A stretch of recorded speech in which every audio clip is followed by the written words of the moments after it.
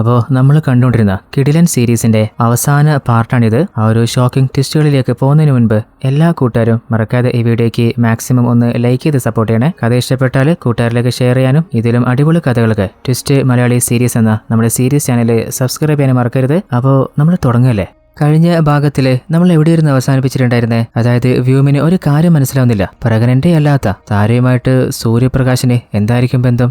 എന്തിനാണ് ഗണേഷ് അങ്ങനെ ഒരു കള്ളം പറയുന്നേ? അങ്ങനെ അടുത്ത സീനില് സാധാരണ നമ്മുടെ വ്യൂമ് കാണുന്ന പോലെ ആ സ്വപ്നം കാണുകയാണ്. ഒറ്റയ്ക്ക് ആ ഒരു വെള്ളക്കെട്ടിന്റെ അരികിലിരിക്കുമ്പോൾ അങ്ങോട്ടേക്ക് താര വരികയാണ്. അപ്പോൾ വ്യൂമ് കഴിഞ്ഞ പ്രാവശ്യം വെള്ളത്തിലേക്ക് നിന്നെ തള്ളിയിട്ടതിന് എന്നോട് ദേഷ്യമുണ്ടോ? ദേഷ്യമൊന്നുമില്ല, പക്ഷേ തണുപ്പ് സഹിക്കാൻ പറ്റുന്നില്ല. നെക്സ്റ്റ് ടൈം കുറച്ച് വലിയ ജാക്കറ്റോ ഡ്രസ്സോ എന്തെങ്കിലും കിട്ടിയാൽ നല്ലതായിരുന്നു. അപ്പോൾ വ്യൂമിൻ ചിരിച്ചോണ്ട് ആയിക്കോട്ടെ. അപ്പോഴാണ് പെട്ടെന്ന് വ്യൂമിന്റെ അരികിലെ ഫോൺ അടിക്കുന്നത്. അപ്പോൾ ഞെട്ടി എഴുന്നേറ്റ് ഫോൺ എടുത്ത് നോക്കുമ്പോൾ അത് വേറെ ആരുമല്ല, നമ്മുടെ സഞ്ജനയാണ്. എന്നാൽ സഞ്ജന നാട്ടിലേക്ക് പോയിട്ടില്ലല്ലോ. വ്യൂമെ, നിനക്കൊരു സപ്പോർട്ടിനായിട്ടാണ് ഞാൻ ഈ ഹോസ്റ്റലിൽ ഒറ്റയ്ക്ക് സ്റ്റേ ചെയ്യുന്നത്. ഇവിടെ ഇപ്പോൾ വേറെ ആരുമില്ല. അപ്പോൾ ഞാൻ വ്യൂമെ നിന്റെ വീട്ടിലേക്ക് വരട്ടെ? അപ്പോൾ വ്യൂമം പിന്നെന്താ ചോദിക്കാന്, ഞാൻ വരുമ്പോൾ നീ അടിപൊളിയായിട്ട് ഒന്ന് മാറ്റി റെഡി ആയിരിക്കട്ടാ. എന്നാലേ വ്യൂമിന്റെ പല കൂട്ടുകാരും ഓരോരുത്തരെ ഫോളോ ചെയ്തിട്ട് പിന്നെ ആരും ഫോളോ ചെയ്തിട്ടില്ലല്ലോ. എന്നാലും നമ്മുടെ ശീതളില്ലേ, അവന്റെ ഉള്ളില് വിജയുടെ മേലെ സംശയമുള്ളതുകൊണ്ട് ഇപ്പോഴും വിജയെ ഫോളോ ചെയ്തുകൊണ്ടിരിക്കുകയാണ്. സഞ്ജന വരുന്നതിന് മുൻപ് ഒന്ന് അണിഞ്ഞൊരുങ്ങിയിരിക്കണ്ടേ? വ്യോമ് തന്റെ റൂമിലെ ഡ്രസ്സുകൾ ഓരോന്ന് മാറ്റി നോക്കിയിട്ടും അവന് മനസ്സിൽ അങ്ങോട്ട് പിടിക്കുന്നില്ല. അപ്പോൾ ഏട്ടന്റെ റൂമിൽ കയറിയിട്ട് മാനവിന്റെ ഏതെങ്കിലും നല്ല ഡ്രസ്സ് ഉണ്ടോ നോക്കുകയാണ്. അങ്ങനെ കബോർഡിലെ ഡ്രസ്സുകൾ തിരയുമ്പോഴാണ് അതിന്റെ ഇടയിൽ ഒരു ഷാള് നമ്മുടെ വ്യോമിന് കിട്ടുന്നത്. അല്ല, അമ്മ ഷാൾ യൂസ് ചെയ്യാറില്ല, പിന്നെ ഇത് പാര ഷാളായിരിക്കും. ഏട്ടൻ എന്തിനെങ്ങനെ ഒളിപ്പിച്ച് വെച്ചിട്ടുള്ളത്? എന്തെങ്കിലും ആവട്ടെ. സഞ്ജന വരുന്നതിന് മുൻപ് നമ്മൾ വന്ന കാര്യം നോക്കുക തന്നെ. അങ്ങനെ ഒരു നല്ല ഡ്രസ്സ് എടുക്കുമ്പോഴാണ് പെട്ടെന്ന് ആരോ കോളിംഗ് ബെൽ അടിക്കുന്നത്. ആഹാ, സഞ്ജന ആയിരിക്കുമല്ലോ. അങ്ങനെ വേഗം വന്ന് വാതിൽ തുറന്ന് നോക്കുമ്പോൾ അത് അവന്റെ അമ്മ ആനയാണ്. അപ്പൊ അമ്മയാണെങ്കിൽ ആഹാ വ്യോമെ ഡ്രസ്സ് കൊള്ളാല. അങ്ങനെ അമ്മ സംസാരിച്ചോണ്ടിരിക്കുമ്പോൾ അതിനുള്ളിലെ നമ്മുടെ സഞ്ജന അവിടെ എത്തിയിട്ടുണ്ട്. അപ്പോൾ അമ്മയാണെങ്കിൽ ആഹാ സുന്ദരനായതിന്റെ പിന്നിലെ കാരണം ഇതായിരുന്നല്ലേ. എന്തായാലും രണ്ടാളും പോയിട്ട് സംസാരിച്ചോ. അങ്ങനെ അമ്മ ഉള്ളിലേക്ക് കയറിപ്പോവാണ്. നമ്മുടെ വ്യോമില്ലേ ആ വീടിന്റെ മുകളിലേക്ക് കൂട്ടിക്കൊണ്ടുപോവാണ്. കാരണം രണ്ടാക്കും പ്രൈവറ്റ് ആയിട്ട് സംസാരിക്കാലോ. അപ്പോഴാണ് വ്യൂമില്ലേ സഞ്ജനയുടെ ഷാള് ശ്രദ്ധിക്കുന്നത്. ഇതുപോലൊരു ഷാള് ഇതല്ല ഞാൻ ഏട്ടന്റെ കബോർഡ് കണ്ടേ. വേഗം തന്നെ ആ കബോർഡിൽ നിന്ന് ആ ഒരു ഷാളും എടുത്തിട്ട് സഞ്ജനയൊക്കെ കാണിച്ചിട്ട് പറയുന്നുണ്ട്, ഈ രണ്ട് ഷാളും ഒരുപോലെ ഉണ്ടല്ലോ, ഇതിപ്പോ എന്റെ ഏട്ടന്റെ കബോർഡിൽ ഉണ്ടായതാ. അപ്പൊ സഞ്ജന, ഞാനും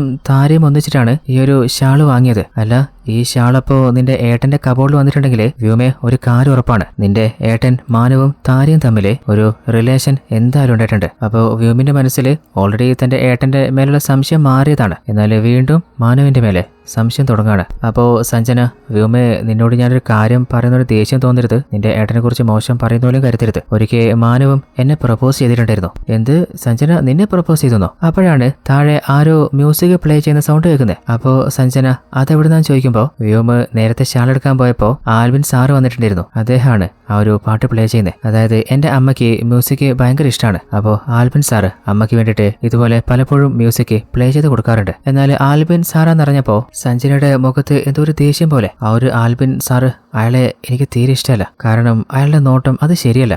എന്നാൽ വ്യൂമെ നീ ഒരു നല്ല പയ്യനാ. നിന്നെ പോലെ ഒരു പയ്യനെ ഞാൻ കണ്ടിട്ടില്ല. എന്തോ അതുകൊണ്ടാ തോന്നിട്ട് എനിക്ക് നിന്നോട് ഒരു ഇഷ്ടം തോന്നുന്നേ. അങ്ങനെ സഞ്ജന, എനിക്ക് പോകേണ്ട ടൈമായി, പിന്നെ കാണുന്നു പറഞ്ഞിട്ട് അവിടെ നിന്ന് അവള് തിരിച്ചു പോവാണ്. എന്നാലൊരു പെൺകുട്ടി നടന്നു പോകുന്നത് നമ്മുടെ ആൽബിൻ സാറ് കാണുന്നുണ്ട്. എന്നാൽ അത് സഞ്ജനാണെന്ന് അങ്ങേർക്ക് മനസ്സിലായിട്ടില്ല. സഞ്ജന പോയി കഴിഞ്ഞപ്പോ നമ്മുടെ വ്യൂമില്ലേ ഓൾറെഡി സഞ്ജന താരയുടെ ഓർമ്മയ്ക്കായിട്ട് ഒരു നോട്ട് കൊടുത്തിരുന്നില്ലേ, ആ ഒരു നോട്ട് തുറന്ന് നോക്കാണ്. അപ്പോഴാണ് ആ ഒരു നോട്ടില് എന്തോ ഒന്ന് കണ്ടിട്ട് വ്യൂമ് ഷോക്കായി പോകുന്നത്. കാരണം ആ നോട്ടിൽ ഒരു ഭാഗത്തായിട്ട് താര ഒരു ലവ് ചിഹ്നം കിട്ടിട്ട് അതിന്റെ താഴെ മാനവിന്റെ പേര് എഴുതി വെച്ചിട്ടുണ്ട്. അപ്പോൾ വ്യൂമിനൊരു കാര്യം ഉറപ്പാവുന്നുണ്ട്, ആ ഒരു ഷാള് കിട്ടുകയും ചെയ്തു. ഈ ഒരു ബുക്കില് ലവ് എന്ന് എഴുതിയതും കണ്ടില്ലേ. അപ്പോൾ താരയും മാനവും തമ്മിൽ പ്രണയത്തിൽ തന്നെയായിരുന്നു. അപ്പോഴാണ് വ്യൂമിന്റെ റൂമിന്റെ വാതിൽ ആരോ തട്ടുന്നത്. അമ്മയെന്ന് കരുതി അവൻ തുറന്നു നോക്കുമ്പോൾ അത് ആൽബിൻ സാറാണ്. എന്തൊക്കെയുണ്ട് വ്യൂമ വിശേഷം? കുറച്ചു നേരത്തെ ഇവിടുന്ന് ഒരു പെൺകുട്ടി പുറത്തേക്ക് പോകുന്നത് കണ്ടല്ലോ, അവൾ ആരാ? എന്നാൽ വ്യൂമാണെങ്കിൽ അതാരുമില്ല, എന്റെ ഒരു ഫ്രണ്ടാ. അപ്പോഴാണ് അങ്ങോട്ടേക്ക് മാനവ് വരുന്നത്. ആൽബിൻ സാറാണെങ്കിൽ മാനവെ കണ്ടിട്ട് കുറയാലോ. അപ്പോഴാണ് അമ്മയില്ലേ മാനവനോടൊരു കാര്യം പറയുന്നത്. കുറച്ചു നേരത്തെ നിന്റെ അനിയൻ വ്യൂമില്ലേ അവനെ തേടിയിട്ടൊരു പെൺകുട്ടി വന്നിട്ടുണ്ടായിരുന്നു. അവളുടെ പേര് സഞ്ജന എന്നാ പറഞ്ഞേ. അത് കേട്ടപ്പോ നമ്മുടെ വ്യൂമിന് ദേഷ്യം വരുന്നുണ്ട്. അമ്മ എന്തിനാ ഇപ്പൊ അത് മാനവനോട് പറഞ്ഞേ? അപ്പോൾ ആൽബിൻ സാറാണെങ്കിൽ എന്നാൽ ഞാൻ പോയിട്ട് വരാമെന്ന് പറഞ്ഞിട്ട് അവിടുന്ന് തിരിച്ചു പോവാണ്. ആ ഒരു സാറ് പോയി കഴിഞ്ഞപ്പോ മാനവ് അമ്മയോട് പറയുന്നുണ്ട്, അമ്മേ ആ സഞ്ജന അവളുടെ ക്യാരക്ടർ അത്ര നല്ലതല്ല. എന്നാല് വ്യോമം അത് കേട്ടിട്ടില്ലേ, എന്തിനാ വെറുതെ അവളെ കുറിച്ച് ഇല്ലാത്ത പറയുന്നു പറഞ്ഞ് ദേഷ്യത്തില് വ്യോമ അവന്റെ റൂമിലേക്ക് പോകുമ്പോ അമ്മ പറയുന്നുണ്ട്, മാനവേ നീ വെറുതെ എന്തിനാ അവനെ ചൊടിപ്പിക്കുന്നേ. അങ്ങനെ മാനവും റൂമിലേക്ക് കയറി പോണ്. എന്നാല് വ്യോമില്ലേ മാനവ് എന്തുകൊണ്ടായിരിക്കും അങ്ങനെ പറഞ്ഞിട്ടുണ്ടാവെന്ന് ചിന്തിക്കുമ്പോ ഓൾറെഡി സഞ്ജന പറഞ്ഞിരുന്നില്ലേ മാനവ് അവളെ പ്രപ്പോസ് ചെയ്തിട്ടുണ്ടായിരുന്നു എന്ന്. അപ്പോ സഞ്ജന ആ പ്രപ്പോസല് റിജക്ട് ചെയ്തതിന്റെ വാശി കാണിക്കുന്നതായിരിക്കും അവന് തോന്നുന്നുണ്ട്. അല്ലെങ്കിൽ അതിന്റെ പിന്നില് വേറെന്തെങ്കിലും ഉണ്ടാവുമെന്ന് ശരിക്കൊന്ന് ആലോചിച്ച് നോക്കാണ്. അപ്പോഴാണ് അവരുടെ ജനലിനെ ആരോ കല്ലെറിയുന്നത്. അപ്പോ വ്യോമ് ചെറിയ ടെൻഷനില് പതിയെ ജനൽ തുറന്നു നോക്കുമ്പോ അത് വേറെ ആരുമല്ല, വ്യോമിന്റെ ഫ്രണ്ട്സ് ട്വിൻസും അതുപോലെ നമ്മുടെ ആനന്ദിയുമാണ്. എന്നാൽ ആ കൂട്ടത്തില് ശീതള് അവൻ വന്നിട്ടില്ല. അപ്പൊ വ്യോമ്, അല്ല നിങ്ങളുടെ അച്ഛനും അമ്മയും എന്താ ഇങ്ങോട്ട് വിട്ടെ, അവരെവിടെ വിട്ടു? ഞങ്ങള് അവരോട് ഫൈറ്റ് ചെയ്തിട്ടാണ് നിന്നെ കാണാൻ വന്നേ. എത്ര ദിവസമായിട്ട് നിന്നെ കണ്ടിട്ട്. അല്ല വ്യോമ്, നിന്നെ കുറെ പ്രാവശ്യം ശീതള് വിളിച്ചിരുന്നില്ലേ, എന്നിട്ട് നീ എന്താ ഫോൺ എടുക്കാത്തെ? അത് ചെറിയ ദേഷ്യം കൊണ്ടാ. അല്ല എന്തിനായിരിക്കും അവൻ ഫോൺ വിളിച്ചിട്ടുണ്ടാവുക? അതറിയില്ല, എന്തോ ഒരു പ്രധാനപ്പെട്ട കാര്യം നിന്നോട് പറയാനുണ്ടെന്ന് അവൻ പറഞ്ഞിരുന്നു. എന്നാൽ അവൻ വരാൻ കുറച്ച് ലേറ്റ് ആയാലും ഉറപ്പായിട്ടും അവൻ വരുന്നു പറഞ്ഞിട്ടുണ്ട്. അപ്പോഴാണ് നമ്മൾ കാണുന്നത് ശീതളിലെ അങ്ങോട്ടേക്ക് അവന്റെ സൈക്കിളിലെ പാഞ്ഞു വരുന്നുണ്ട്. അപ്പോഴാണ് നമ്മൾ കാണുന്നത് ഒരു കാറിലെ അവനെ ഫോളോ ചെയ്ത് പിന്നാലെ വരികയാണ്. കുറച്ച് ദൂരെ എത്തിയപ്പോ പെട്ടെന്ന് ആ കാറ് ശീതളിന്റെ സൈക്കിളും ഇടിച്ചു തെറിപ്പിച്ചിട്ട് അവിടുന്ന് പാഞ്ഞു പോവാണ്. അതില് ശീതളിനെ പരിക്ക് പറ്റിയിട്ടുണ്ട്. എന്നാൽ ആ കാറിൽ ആരാ ഉണ്ടായിരുന്നത്, എന്തിനാ ഇപ്പൊ ഇടിച്ച് തെറിപ്പിച്ച് ഒന്നും നമുക്ക് മനസ്സിലാവുന്നില്ല. അടുത്ത സീനില് നമ്മൾ കാണുന്നത് കുറച്ച് വർഷങ്ങൾക്ക് മുൻപ് നമ്മുടെ വ്യോമും ഫ്രണ്ട്സും ഒരു ഗെയിം കളിക്കായിരുന്നു. അതായത് കൈകൊണ്ട് ആക്ഷൻ കാണിച്ചിട്ട് ഫ്രൂട്ട്സിന്റെയോ അല്ലെങ്കിൽ എന്തെങ്കിലും വസ്തുവിന്റെ ഒക്കെ പേരുകൾ കണ്ടുപിടിക്കാൻ ശ്രമിക്കില്ലേ. അപ്പോൾ ശീതള് കൈകൊണ്ട് ആക്ഷൻ കാണിച്ചു കൊടുക്കും, ഫ്രണ്ട്സ് അതെന്താണെന്ന് കണ്ടുപിടിക്കുകയും ചെയ്യും. അങ്ങനെ പ്രസന്റില് നമ്മുടെ ശീതളുടെ സൈക്കിള് ആരോ ഇടിച്ചു തെറിപ്പിച്ചില്ലേ, അങ്ങനെ ആക്സിഡന്റ് പറ്റിയ അവനെ ഹോസ്പിറ്റലിൽ അഡ്മിറ്റ് ചെയ്തിട്ടുണ്ട്. അവസാനം ഡോക്ടർ പറയുന്നുണ്ട് ശീതളിന് അവന് കുഴപ്പമൊന്നുമില്ല, അവൻ ഓക്കെയാണ്. അപ്പോൾ വ്യൂമിനോടും ഫ്രണ്ട്സിനോടൊക്കെ ഇനി നിങ്ങൾ വീട്ടിലേക്ക് പോയിക്കോ, നല്ലോണം റെസ്റ്റ് എടുത്തോ. അങ്ങനെ വ്യൂമ് തന്റെ വീട്ടിലേക്ക് വന്നിട്ട് റെസ്റ്റ് എടുത്തുകൊണ്ടിരിക്കുമ്പോൾ പെട്ടെന്നൊരു സൗണ്ട് കേൾക്കുകയാണ്. നോക്കുമ്പോൾ അവന്റെ ഏട്ടൻ മാനവ് വന്നതാണെന്ന് അവന് മനസ്സിലായിട്ടുണ്ട്. എന്നാലിപ്പോ തന്റെ ഏട്ടന്റെ കബോർഡിൽ നിന്ന് ആ ഒരു ഷാള് കിട്ടിയത് മുതലേ അവന്റെ മേലെ വ്യോമിന് സംശയം തുടങ്ങിയിട്ടില്ലേ. അതുകൊണ്ട് തന്നെ മാനവിന്റെ ഓരോ നീക്കങ്ങളും അവൻ ശരിക്ക് വീക്ഷിക്കുകയാണ്. അപ്പോഴാണ് മാനവ് ആരുടെ ഒരു ഐഡിയ എടുത്തുവെന്ന് കാണുന്നത്. എന്നാൽ അത് ആരതാന്ന് മനസ്സിലാവുന്നില്ല. ആ ഒരു ഐഡിയ കണ്ടപ്പോ ഇനിയിപ്പോൾ അത് ഫേക്കായിട്ട് വേറെ ഏതെങ്കിലും ഐഡിയ ഉണ്ടാക്കിയിട്ട് എന്തെങ്കിലും ഉപയോഗിക്കുന്നതാണെങ്കിലോ. അപ്പോൾ വീണ്ടും ഏട്ടന്റെ മേലെയുള്ള സംശയം വ്യോമിന് കൂടുകയാണ്. അപ്പോൾ ഉടനെ തന്നെ തന്റെ ഫ്രണ്ട്സിനെ വിളിച്ചിട്ട് കാര്യങ്ങൾ പറയാൻ നോക്കുമ്പോൾ അവരെല്ലാവരും നല്ല ഉറക്കത്തില്ല, ആരും ഫോൺ പിക്ക് ചെയ്യുന്നില്ല. അപ്പോഴാണ് വ്യോമിന് ഇങ്ങോട്ട് കോൾ വരുന്നത്. നോക്കുമ്പോൾ അത് സഞ്ജനയിലെ അവളാണ്. അപ്പോൾ സഞ്ജനയോട് വ്യോമ പറയുന്നുണ്ട്, എനിക്ക് ചില കാര്യങ്ങൾ നിന്നോട് ഡിസ്കസ് ചെയ്യാനുണ്ട്. അങ്ങനെ സഞ്ജനയെ മീറ്റ് ചെയ്തിട്ട് അവളോട് എന്റെ ഏട്ടനില്ലേ ഒരു സെക്കൻഡറി ആയിട്ടുള്ള ഫേക്ക് ആയിട്ടുള്ള പുതിയ ഐഡിയ യൂസ് ചെയ്ത് ഞാൻ കണ്ടിട്ടുണ്ടായിരുന്നു. ഇപ്പോൾ നമ്മുടെ അന്വേഷണത്തില് എവിടെയും എത്താത്തൊരു തെളിവെന്താന്ന് വെച്ചാല് താര ഗർഭിണിയായിരുന്നെങ്കിൽ അതിന് കാരണമായിട്ടുള്ള സൂര്യ അവൻ ആര്, അവൻ എവിടെ?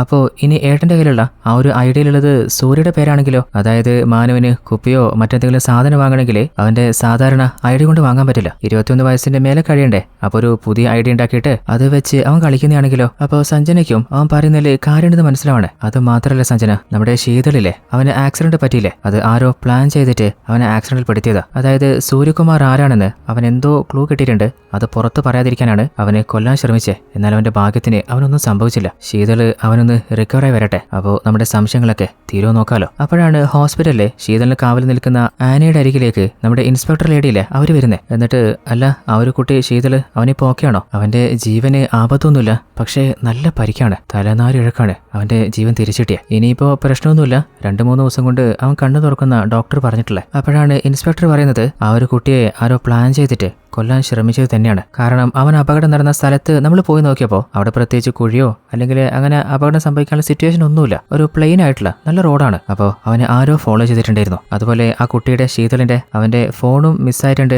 എന്നാണ് അറിയുന്നത്. അപ്പോൾ ആനി നിന്റെ മോനോടും ബാക്കി ഫ്രണ്ട്സിനോടൊക്കെ ഒന്ന് ശ്രദ്ധിച്ചിരിക്കാൻ പറ. അതേ സമയത്ത് കഴിഞ്ഞ ദിവസം ഫ്രണ്ട്സിനെ വിളിച്ചിട്ട് ഫോൺ കിട്ടിയില്ലല്ലോ. അടുത്ത ദിവസം അവർ ഒന്നിച്ച് മീറ്റ് ചെയ്തിട്ട് വ്യോമിന് മാനുവിന്റെ മേലുള്ള സംശയത്തെക്കുറിച്ചും ആ ഒരു ഐഡിയയെ കുറിച്ചൊക്കെ പറയാണ്. എന്നാൽ ഫ്രണ്ട്സ് കരുതുന്നത് ഏട്ടനോടുള്ള ദേഷ്യം കൊണ്ട് അവൻ പറയുന്നതാണെന്നാണ്. അപ്പോഴാണ് വ്യോമില്ലേ അവന്റെ ഏട്ടൻ രണ്ടാമതായിട്ട് യൂസ് ചെയ്യുന്ന ആ ഒരു ഐഡിയയുടെ എവിഡൻസ് കൂട്ടുകാർക്ക് കാണിച്ചു കൊടുക്കുന്നത്. എന്റെ സംശയം ആ ഒരു ഐഡിയ ഏട്ടൻ സൂര്യപ്രകാശിന്റെ പേരിൽ മാറ്റിയതായിരിക്കാം, അല്ലെങ്കിൽ സൂര്യപ്രകാശ് എന്ന ഏതെങ്കിലും ഒരു പയ്യന്റെ തന്നെയായിരിക്കാം. ഇനി അവൻ എന്തെങ്കിലും സംഭവിച്ചിട്ടുണ്ടോന്നും അറിയില്ല. അതുപോലെ താരയും മാനവും പ്രണയത്തിലായിരുന്നു. അതെനിക്ക് എങ്ങനെ ഉറപ്പായെന്ന് വെച്ചാല് താരയുടെ ഒരു നോട്ട് എനിക്ക് കിട്ടിയിട്ടുണ്ടായിരുന്നു, അതില് മാനവിനെ ലവ് ചെയ്യുന്നതായിട്ട് അവള് എഴുതി വെച്ചിട്ടുണ്ടായിരുന്നു. ഇപ്പോ വ്യോമിന്റെ സംശയം എന്താണെന്ന് വെച്ചാല് മാനവും താരയും പ്രണയിച്ചിരുന്ന സമയത്ത് എന്തോ ഒരു പ്രശ്നം ഉണ്ടായിട്ടുണ്ട്. ചിലപ്പോൾ സൂര്യപ്രകാശ് എന്ന ഏതെങ്കിലും ഒരു പയ്യൻ അവരുടെ ഇടയിൽ വന്നിട്ടുണ്ടാവും. അപ്പോൾ ചിലപ്പോൾ അതിന്റെ പക തീർക്കാൻ സൂര്യപ്രകാശിനെ കൊലപ്പെടുത്തതാണോ പിന്നീട് താരയും കൊലപ്പെടുത്തതാണോ എന്നറിയില്ല. അത് നമ്മൾ കണ്ടുപിടിക്കണം. അങ്ങനെ അവര് കാര്യങ്ങൾ ഡിസ്കസ് ചെയ്തുകൊണ്ടിരിക്കുമ്പോൾ അങ്ങോട്ടേക്ക് നമ്മുടെ ഇൻസ്പെക്ടർ വരികയാണ്. ഇൻസ്പെക്ടറെ കണ്ടപ്പോൾ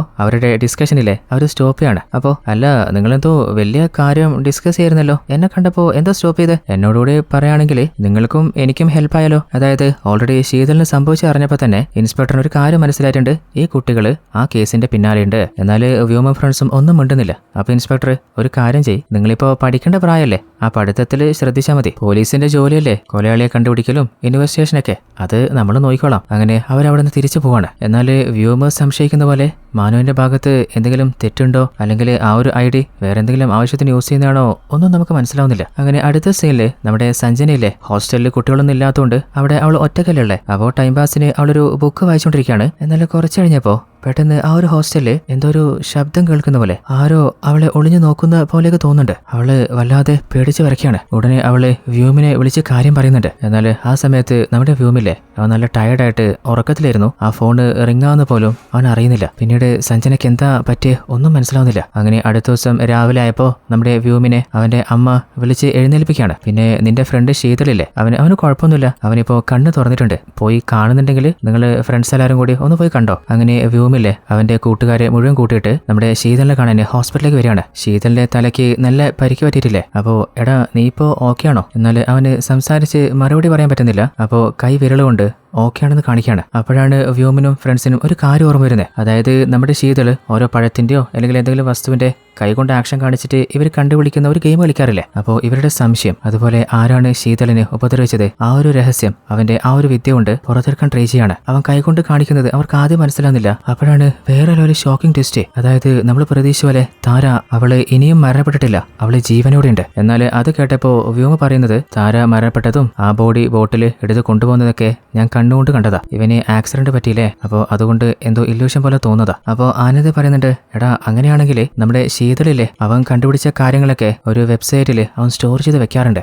അപ്പോൾ നമുക്ക് അവിടെ ഒന്ന് ചെക്ക് ചെയ്ത് നോക്കിയാലോ. ആക്സിഡന്റ് പറ്റുന്നതിന് മുൻപ് വരെ അവൻ എന്താ കണ്ടെത്തിയ മനസ്സിലായതെന്ന് നമുക്കറിയാലോ. അങ്ങനെ നമ്മുടെ ട്വിൻസ് ഇല്ലേ അവര് മാക്സിമം ട്രൈ ചെയ്ത് നോക്കുന്നുണ്ട്, പക്ഷെ പറ്റുന്നില്ല. അതായത് ശീതളിന്റെ ഫോൺ വരെ നഷ്ടപ്പെട്ടു പോയില്ലേ, അപ്പോൾ അതിലെ ഡാറ്റാസ് ഒക്കെ അവൻ ആ വെബിൽ സ്റ്റോർ ചെയ്തതാണ്. അപ്പോൾ ഹാക്ക് ചെയ്തിട്ട് പറ്റാതായപ്പോൾ അവരുടെ ഫ്രണ്ട് ഹാക്കർ പെൺകുട്ടിയില്ലേ അവളും അവരെ ഹെൽപ്പ് ചെയ്യുന്നുണ്ട്. അപ്പോഴാണ് നമ്മുടെ വ്യൂമിന് ഒരു കോള് വരുന്നത്. നോക്കുമ്പോൾ വേറെ ആരുമല്ല, സഞ്ജനയാണ്. അപ്പോൾ അവൾക്കൊന്നും പറ്റിയിട്ടില്ല. കഴിഞ്ഞ ദിവസം മുതൽ ഹോസ്റ്റലിലും അതുപോലെ പുറത്തൊക്കെ എന്നെ ആരോ ഫോളോ ചെയ്യുന്ന പോലെ എനിക്ക് വല്ലാതെ പേടിയാവുന്നുണ്ട്. അപ്പോൾ വ്യൂമ് നീ പേടിക്കണ്ട, നിനക്ക് ഓക്കെ ആണെങ്കിൽ എന്റെ വീട്ടിലേക്ക് പോരെ, അമ്മയോട് ഞാൻ കാര്യം പറയാം. അപ്പോൾ സഞ്ജനയും എന്നാ നീ ഒന്ന് സംസാരിച്ചോക്ക്, ഞാനും വരാന്ന് പറഞ്ഞ് ഫോണ് കട്ട് ചെയ്യാണ്. എന്നാൽ അതിനുള്ളിൽ നമ്മുടെ പയ്യന്മാരില്ലേ ഹാക്ക് ചെയ്തിട്ട് ആ ഒരു ഡീറ്റെയിൽസ് കണ്ടെത്തിയിട്ടുണ്ട്. എന്നാൽ അതെന്താണെന്ന് നമ്മൾ കാണുന്നില്ല. അതേ സമയത്ത് അടുത്ത സീനിലെ നമ്മുടെ ഇൻസ്പെക്ടറില്ലേ അവര് നേരെ മീനാക്ഷിയുടെ അവരുടെ വീട്ടിലെത്തിയിട്ടുണ്ട്. എന്നിട്ട് ഇൻസ്പെക്ടർ ചോദിക്കുന്നുണ്ട്, സത്യം പറഞ്ഞോ നിങ്ങൾ ആ താരയെ അവളെ എവിടെയാ ഒളിപ്പിച്ചു വെച്ചിട്ടുള്ളത്? അപ്പൊ മീനാക്ഷി, മരണപ്പെട്ടുപോയ താരയെ ഞാൻ എവിടെ ഒളിപ്പിച്ചു വെച്ചു നിങ്ങൾ എന്താ പറയുന്നത്? അപ്പൊ ഇൻസ്പെക്ടർ,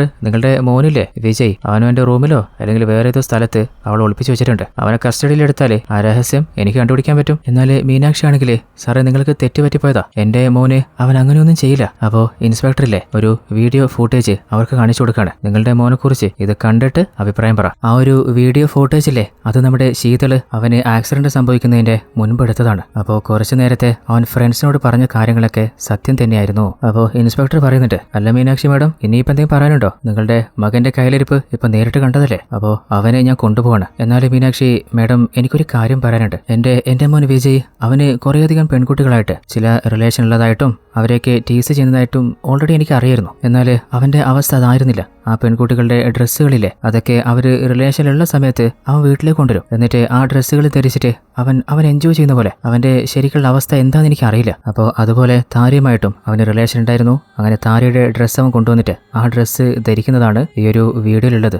അല്ലാതെ ഇവിടെ താരയില്ല, അവൾ ശരിക്കും മരണപ്പെട്ട് പോയത് തന്നെയാണ്. അല്ലാതെ ആ റൂമിൽ ഒരു പെൺകുട്ടി ഉണ്ടായിരുന്നില്ല, പ്രത്യേകിച്ച് താര ഉണ്ടായിരുന്നില്ല. താരയുടെ ഡ്രസ്സ് കണ്ടപ്പോൾ ശീതള് തെറ്റിദ്ധരിച്ചതാണ്. എന്നാൽ മീനാക്ഷിക്കും തന്റെ മോന് ഇതുപോലെ പെൺകുട്ടികളുടെ ഡ്രസ്സ് ഇടുന്നതൊന്നും തീരെ ഇഷ്ടമായിരുന്നില്ല. അതിന്റെ പേരിൽ പലപ്പോഴും അവൻ ഉപദ്രവിച്ചിട്ടുണ്ട്. ഇതേപോലൊരു കാഴ്ച തന്നെയാണ് കഥയുടെ ആരംഭത്തിൽ നമ്മൾ കണ്ടിട്ടുണ്ടായിരുന്നത്. എന്നാൽ മേഡം, എന്റെ മകന്റെ ഈ ഒരു അവസ്ഥ നിങ്ങൾ പുറത്ത് പബ്ലിക്കിന് മുമ്പിൽ കൊണ്ടുവരല്ലേ, കാരണം എന്റെ ഇമേജ് എല്ലാം ഇല്ലാതെയാവും. എന്റെ മകൻ ഒരു തെറ്റും ചെയ്തിട്ടില്ല, അവന് വെറുതെ വിട്ടൂടെ? അപ്പൊ ഇൻസ്പെക്ടർ, അവനെ വേണേ വെറുതെ വിടാം, പക്ഷേ നിങ്ങൾ എനിക്ക് കൊണ്ടുകൊണ്ടുവരുമല്ലോ, കാരണം നിങ്ങളുടെ ഡ്രൈവറെ നിങ്ങൾ തന്നെയല്ലേ പ്ലാൻ ചെയ്ത് ആക്സിഡന്റിൽ പെടുത്തിയിട്ട് കൊലപ്പെടുത്തിയ അതെങ്ങനെയാ എനിക്ക് മനസ്സിലായെന്നറിയോ? ചെറിയ സംശയം ഉണ്ടായിരുന്നുകൊണ്ട് ഞാൻ അന്വേഷിച്ചിറങ്ങി അവസാനം നിങ്ങളുടെ പിയുടെ അടുത്താണ് എത്തിയത്. അവൻ എല്ലാ കാര്യവും സമ്മതിച്ചിട്ടുണ്ട്. അങ്ങനെ മീനാക്ഷിയെ അറസ്റ്റ് ചെയ്ത് കൂട്ടിക്കൊണ്ടു പോവാണ്. അതേ സമയത്ത് നമ്മുടെ വ്യോമ് നല്ല ഉറക്കത്തിലാണ്. അപ്പോൾ അവന്റെ അമ്മയില്ലേ അവനെ എഴുന്നേൽപ്പിച്ചിട്ട് പറയുന്നുണ്ട്, ഒരു പെൺകുട്ടിയെ സഞ്ജനെ ഇന്നലെ വീട്ടിലേക്ക് കൂട്ടിക്കൊണ്ടുവന്നിട്ടില്ലേ, അവള് നേരത്തെ എഴുന്നേറ്റിട്ടുണ്ട്, നീ എഴുന്നേൽക്കുന്നതും കാത്ത് നിൽക്കാൻ തോന്നുന്നുണ്ട്, അപ്പൊ പുറത്തുണ്ട്, ഒന്ന് പോയി കണ്ട് സംസാരിക്കും. അങ്ങനെ വ്യോമില്ലേ കോഫി എടുത്തിട്ട് നേരെ സഞ്ജനയുടെ അരികിലേക്ക് പോയിട്ട് അവർ രണ്ടുപേരും പുറത്ത് ലോണിലേക്ക് വരികയാണ്. അങ്ങനെ രണ്ടുപേരും സംസാരിച്ചുകൊണ്ട് കോഫി കുടിക്കുമ്പോഴാണ് നമ്മുടെ മാനവില്ലേ അവന് പുറത്ത് എങ്ങോട്ടേക്ക് പോകാൻ നോക്കുന്നേ. അപ്പോൾ സഞ്ജനെ കണ്ടപ്പോൾ മാനവ് എന്തോ ഒരു രീതിയിൽ അവളെ നോക്കുകയാണ്. അതുപോലെ അവളും അവനെ തിരിച്ചു നോക്കുന്നുണ്ട്. നമ്മുടെ വ്യൂമ് അത് നോട്ട് ചെയ്തിട്ടുണ്ട്. അല്ല ഇവരിപ്പം എന്താ ഇങ്ങനെ നോക്കുന്നേ? അതേ സമയത്ത് നമ്മുടെ ആനന്ദിയിലെ അവളൊരു ഹോസ്പിറ്റലിലേക്ക് വന്നിരിക്കുകയാണ്. അതായത് അവള് പ്രഗ്നന്റ് ആണ്, അതുകൊണ്ട് അഡ്മിറ്റ് ആണെന്ന് പറഞ്ഞിട്ട്. അപ്പോൾ ഡോക്ടർ ആരും കൂടെയില്ലേ, എന്റെ ഹസ്ബൻഡ് അങ്ങേര് വരുന്നുണ്ട്, കുറച്ചു നേരം വെയിറ്റ് ചെയ്യണം. അങ്ങനെ ഹസ്ബൻഡിന്റെ ഫോട്ടോ എന്ന് പറഞ്ഞിട്ട് ഡോക്ടറിന് ആരും ഫോട്ടോ കാണിക്കുകയാണ്. എന്നാൽ ആ ഡോക്ടറുടെ മുഖത്ത് ഒരു റിയാക്ഷൻ മാറ്റമില്ല. അതായത് ആനന്ദിയിലെ അവൾ എന്തോ പ്ലാൻ ചെയ്തിട്ടുണ്ട്, അത് കണ്ടെത്താനാണ് അവളിങ്ങനെ ഒരു പ്ലാൻ ഉണ്ടാക്കിയിട്ട് ഡോക്ടേഴ്സിന്റെ റിയാക്ഷൻ കണ്ടുപിടിക്കാൻ നോക്കുന്നത്. ഡോക്ടറിന്റെ മുഖത്ത് റിയാക്ഷൻ ഇല്ല.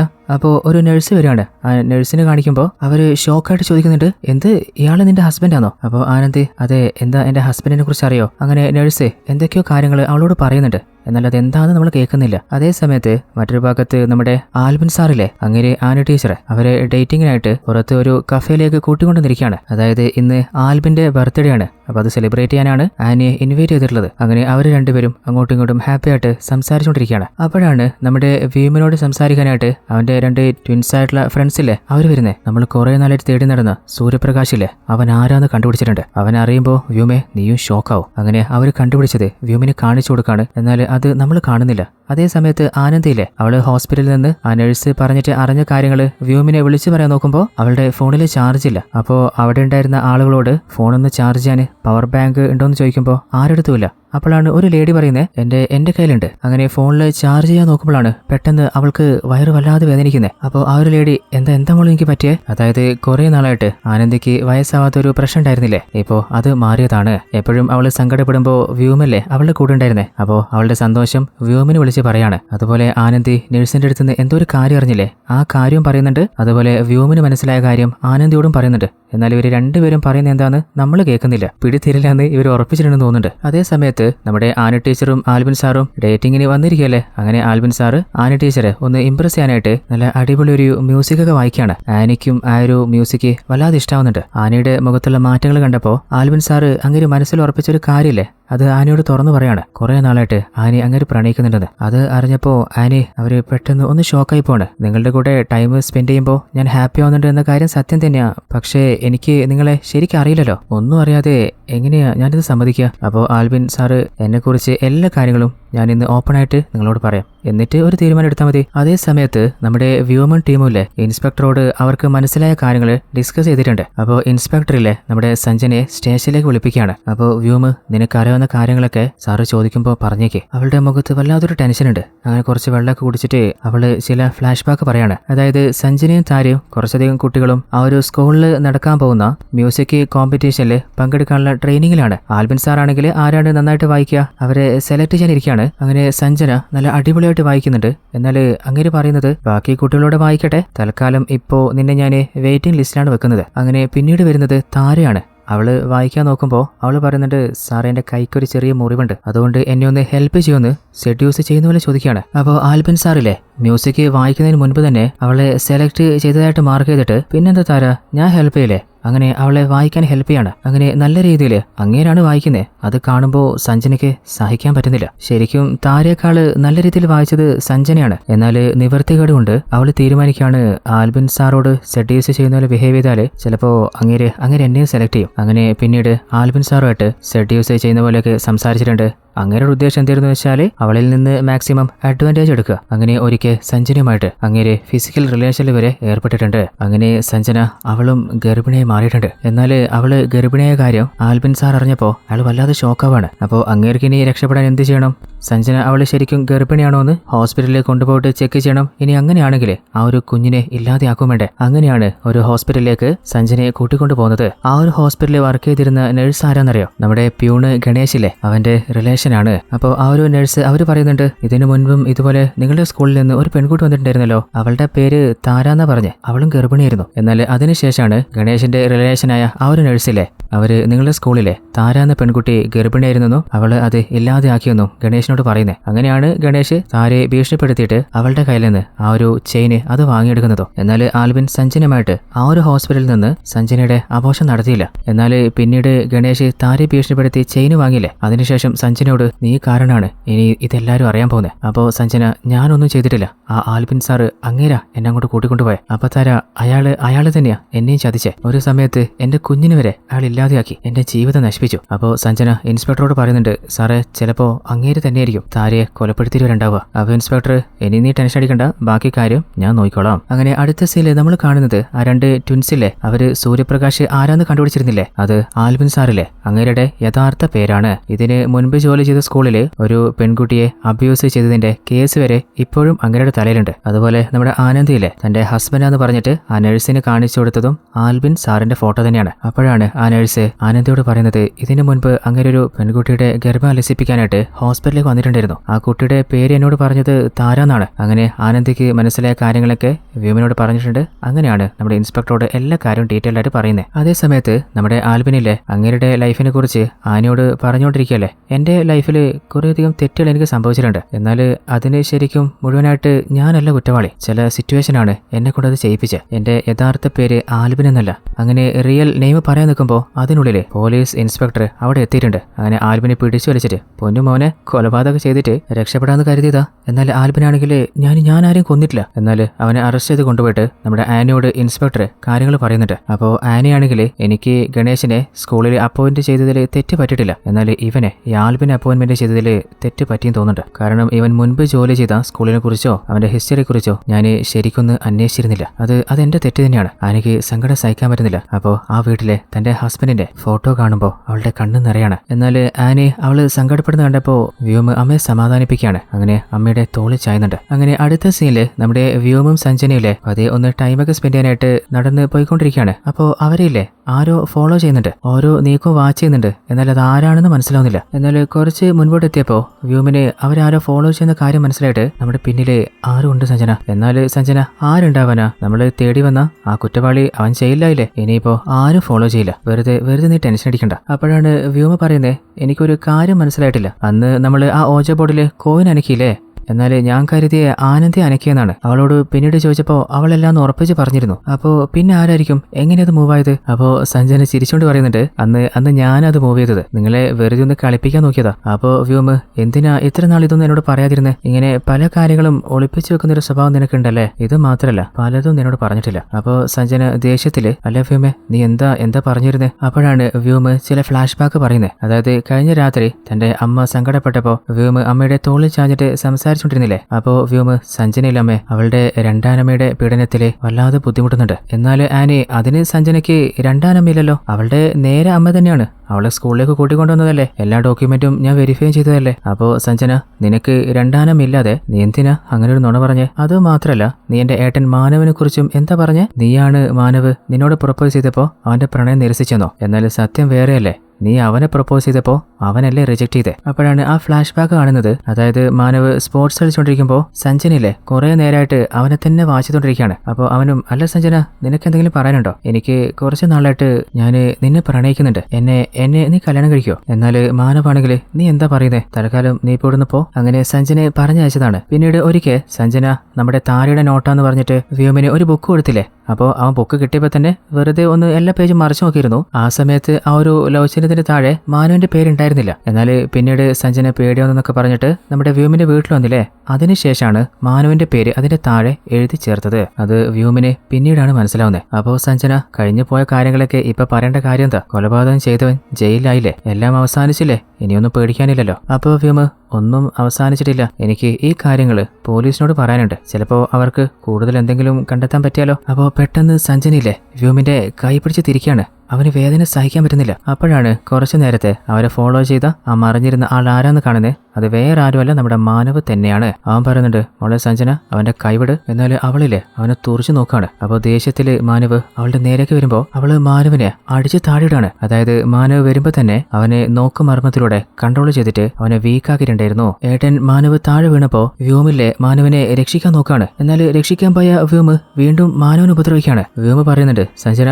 എനിക്ക് എന്റെ ഏട്ടനെ ചെറുപ്പം മുതലേ ഇഷ്ടമല്ല. ഇങ്ങനെ ഒരു അവസരം കിട്ടിയപ്പോ ഇനി നീ തൊടണ്ട, ഞാൻ കൊടുത്തോളവന്. എന്നിട്ട് മാനവനെ ഉപദ്രവിച്ചിട്ട് സഞ്ജനയോട്, സഞ്ജന നീ പറഞ്ഞതിന്റെ ശരി, കുറ്റവാളി എന്തായാലും ജയിലിലായില്ലേ, എല്ലാം അവസാനിച്ചില്ലേ, ഇനിയിപ്പോ വെറുതെ എന്തിനാ നമ്മൾ ടെൻഷൻ അടിക്കുന്നേ, ഇനി നമുക്ക് ഹാപ്പി ആയിട്ട് ജീവിച്ചാ പോരെ. അപ്പൊ സഞ്ജന അതിനു മുൻപ് നിന്റെ ഏട്ടന്റെ ബോഡി നമുക്ക് എവിടെയെങ്കിലും ഒഴിവാക്കണം. പിന്നെ വ്യൂമെ നിനക്കറിയാത്ത ചില കാര്യങ്ങൾ കൂടി ഞാൻ ചെയ്തിട്ടുണ്ട്. അതായത് പ്യൂണിനോട് ഫാമിലി ഫ്രണ്ട് നഴ്സ് പറഞ്ഞത് നിങ്ങളുടെ സ്കൂളിൽ നിന്ന് ഒരു പെൺകുട്ടി അബോർഷന് വേണ്ടി ഹോസ്പിറ്റലിലേക്ക് വന്നിട്ടുണ്ടായിരുന്നത് മാത്രമാണ്. എന്നാൽ ഗണേശനെ കൺഫ്യൂസ് ചെയ്യാൻ വേണ്ടിയിട്ട് താരയാണ് ആ പെൺകുട്ടിയെന്ന് ധരിപ്പിക്കാനാണ് സഞ്ജന താരയുടെ പേരും പറഞ്ഞിട്ട് താരയുടെ മാല ഗണേശന്റെ വീട്ടിലേക്ക് അയച്ചു കൊടുക്കുന്നത്. ശരിക്കും ആ ഒരു മ്യൂസിക് ഓഡീഷനിൽ താരയായിരുന്നു നല്ല അടിപൊളിയായിട്ട് വായിച്ചിട്ടുണ്ടായിരുന്നത്. എന്നാൽ പിന്നീട് കൈ വയ്യാന്ന് പറഞ്ഞിട്ട് സഞ്ജനയാണ് ആൽബിൻ സാറെ കൊണ്ട് അങ്ങനെ സെഡ്യൂസ് ചെയ്യുന്ന പോലെ വായിച്ചുകൊണ്ടിരുന്നത്. എന്നാൽ ആ ഒരു കാര്യം പതിയെ ആൽബിന് മനസ്സിലായപ്പോ സഞ്ജനെ അവിടുന്ന് പറഞ്ഞയക്കാൻ നോക്കിയതാണ്. എന്നാൽ സഞ്ജനയിലെ പതിയെ സംസാരിച്ചുകൊണ്ട് ആൽബിനെ മദ്യം കുടിപ്പിക്കുകയാണ്. അങ്ങനെ ആൽബിൻ സാറിന്റെ ബോധം പതിയെ മങ്ങിയപ്പോ അങ്ങേരുടെ സമ്മതമില്ലാതെ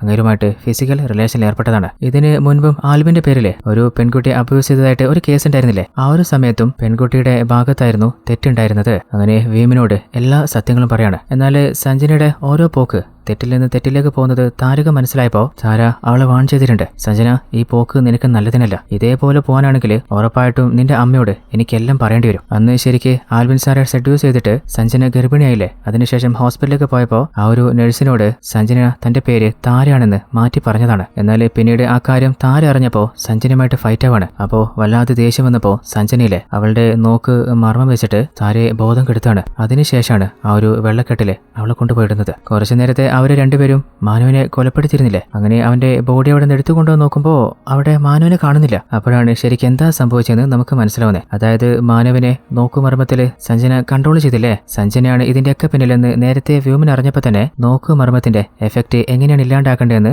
വ്യോമം ശരിക്കും പഠിച്ചിരുന്നു. അപ്പോ അത് റിമൂവ് ചെയ്യാനാണ് അവന്റെ ഏട്ടൻ മാനുവിനെ അവൻ അടിച്ചത്. അങ്ങനെ സഞ്ജനയുടെ ശ്രദ്ധ തിരിക്കാനാണ് അവളുടെ കൂടെ നിൽക്കുന്ന പോലെ വ്യോമ് അവളെ തെറ്റിദ്ധരിപ്പിച്ചതും. അങ്ങനെ മാനവ് അവിടെ നിന്ന് രക്ഷപ്പെട്ടു പോയതാണ്. അങ്ങനെ മാനുവിനെ തേടി നോക്കുന്ന പോലെ കുറച്ച് ദൂരത്തേക്ക് മാറിയിട്ട് പോലീസിനെ ഇൻഫോം ചെയ്യാൻ നോക്കാണ്. എന്നാൽ അതിനുള്ളില് ആ കാഴ്ച സഞ്ജന കണ്ടിട്ട് അങ്ങോട്ടേക്ക് പാഞ്ഞു വരികയാണ്. ആഹാ, നീയും എന്നെ ചതിക്കാൻ നോക്കാല്ലേ. അങ്ങനെ വ്യോമിനെ പിടിച്ചു വലിച്ച് ആ ഒരു വെള്ളക്കെട്ടിലേക്ക് കൊണ്ടുവരികയാണ്. അവള് വ്യോമിനെ വെള്ളത്തിൽ മുക്കി കൊല്ലാൻ നോക്കുമ്പോ അതിനുള്ളില് മാനവ് നേരെ ഓടിപ്പോയത് നമ്മുടെ പോലീസ് ഇൻസ്പെക്ടറിനോട് കാര്യം പറയാനാണ്. അവരും കറക്റ്റ് സമയത്ത് അവിടെ എത്തിയിട്ടുണ്ട്. അങ്ങനെ പോലീസും മാനവ് എല്ലാവരും കൂടി സഞ്ജനയെ കൺട്രോൾ ചെയ്യാൻ നോക്കാണ്. എന്നാൽ നോക്കുമ്പോ വെള്ളത്തില് വ്യോമിനെ അവനെ കാണുന്നില്ല. അവനിനി എന്തെങ്കിലും സംഭവിച്ചോ ഒന്നും നമ്മൾ കാണുന്നില്ല. സഞ്ജനെ അറസ്റ്റ് ചെയ്ത് കൊണ്ടുപോയില്ലേ. അങ്ങനെ അടുത്ത ദിവസം നമ്മുടെ ശീതള് ഫുള്ള് റിക്കവർ ആയിട്ടുണ്ട്. അങ്ങനെ വ്യോമിനെ കാണാൻ വരികയാണ്. അപ്പോൾ വ്യോമിന് അവനൊന്നും പറ്റിയിട്ടില്ല. അങ്ങനെ ആനയില്ലേ അവര് സ്റ്റേ ചെയ്ത ആ ഒരു വീട്ടിൽ നിന്ന് മറ്റൊരു വീട്ടിലേക്ക് മാറുകയാണ്. അപ്പോഴാണ് ഫ്രണ്ട്സ് ചോദിക്കുന്നത്, അല്ല പോലീസോ നിന്റെ ഏട്ടനോ നിന്നെ രക്ഷിക്കാൻ പറ്റിയില്ലല്ലോ, പിന്നെ നീ എങ്ങനെയാ പൊന്തി മുകളിലേക്ക് വന്നേ? ഇനിയിപ്പോ നിന്നെ രക്ഷപ്പെടുത്തിയത് ആ ഒരു രാഘവിന്റെ ആത്മാവാണോ? അപ്പോഴാണ് വ്യോമില്ലേ ശരിക്ക് എന്താ സംഭവിച്ചതെന്ന് ഒന്ന് ഓർത്തു നോക്കുന്നത്. ശരിക്കും ആ ഒരു വെള്ളത്തിൽ നിന്ന് അവനെ രക്ഷിക്കാൻ വന്നത് അത് രാഘവല്ല, മറിച്ച് താരയുടെ ആത്മാവായിരുന്നു. എന്നാൽ ആ ഒരു കാര്യം പറഞ്ഞാല് ഫ്രണ്ട്സ് വിശ്വസിക്കില്ല എന്നവൻ ഉറപ്പായതുകൊണ്ട് അവനത് ആരോടും പറയുന്നില്ല. അങ്ങനെ കൂട്ടുകാരോട് ബായൊക്കെ പറഞ്ഞിട്ട് പുതിയൊരു വീട്ടിലേക്ക് മാറാൻ പോവാണ്. അപ്പോഴാണ് അവനില്ലേ കുറച്ച് ദൂരെ നിന്നിട്ട് താര അവനെ നോക്കുന്ന പോലെ കാണുന്നേ. അതായത് താരയുടെ യഥാർത്ഥ കൊലയാളിയെ കണ്ടെത്തിയത് വ്യോമല്ലേ, അവൾക്ക് നീതി വാങ്ങിക്കൊടുത്തും അവനല്ലേ. അപ്പോൾ അവനോട് നന്ദി പറയാനാണ് അവളുടെ ആത്മാവ് വന്നതെന്ന് കാണിച്ചുകൊണ്ട് ഈ കഥ ഇവിടെ അവസാനിക്കുകയാണ്. അപ്പോൾ എങ്ങനെയുണ്ടായിരുന്നു കഥ? അത്യാവശ്യം അടിപൊളി ട്വിസ്റ്റൊക്കെ ഉണ്ടായിരുന്ന കീട്ടിലൊരു സീരീസ് ആയിരുന്നില്ലേ. അപ്പോൾ ഈ ഒരു കഥ ഇഷ്ടപ്പെട്ടാൽ എല്ലാ കൂട്ടുകാരും മറക്കാതെ ഈ വീഡിയോയ്ക്ക് ഒന്ന് ലൈക്ക് ചെയ്ത് സപ്പോർട്ട് ചെയ്യുക. അപ്പോൾ ഇതിലും അടിപൊളി കഥകൾ നിങ്ങൾക്ക് വേണ്ടി തേടി ഞാൻ എത്തിക്കുന്നതായിരിക്കും. അപ്പോൾ മറ്റൊരു അടിപൊളി കഥയുമായിട്ട് കാണും വരേക്കും ഇത് നിങ്ങളുടെ twist Malayali series. Tata, bye bye.